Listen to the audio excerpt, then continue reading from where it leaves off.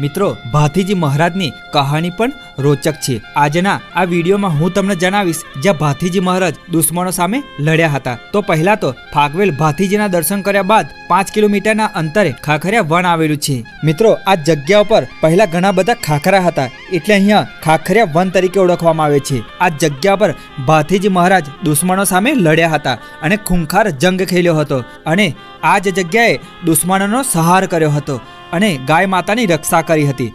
અને તે દરમિયાન તેમનું મસ્તક ધડથી કપાઈ ગયું હતું. અને જ્યારે ભાથીજી મહારાજ ધડ વગરના શરીરને વિધર્મી હુમલાખોરો સામે ત્યાં સુધી લડતા રહ્યા જ્યાં સુધી શત્રુઓનો નાશ ના થયો, ત્યાં સુધી તેઓ લડતા જ રહ્યા. અંતે તેઓ વીરગતિને પામ્યા. અને મિત્રો, કહેવાય છે ને, આવા ક્ષત્રિય વીર પુરુષો સદીઓમાં એકાદ પાકતા હોય છે. અને જ્યારે ભાથીજી મહારાજના પાર્થિવ શરીરને અગ્નિદાહ દેવાએ ત્યારે ભાથીજી મહારાજને તેમના ભાઈ હાથીજીના શરીરમાં પ્રવેશ કર્યો અને કહ્યું, જેને નાક કરડે તે બધા મારી